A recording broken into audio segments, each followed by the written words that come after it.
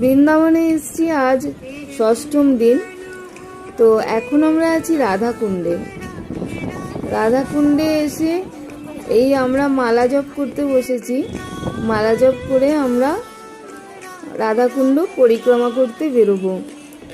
আর এখানে আমি যেখানে বসে আছি তার ঠিক পেছনেই আছে শ্যামকুণ্ড।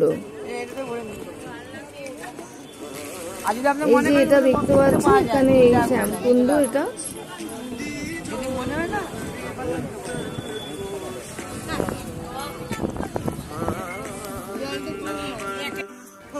আমরা এসেছি রাধাকুণ্ডে। এটা রাধাকুণ্ড আর পাশেই আছে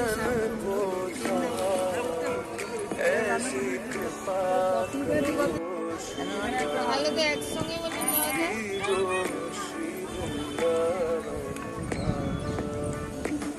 জলটা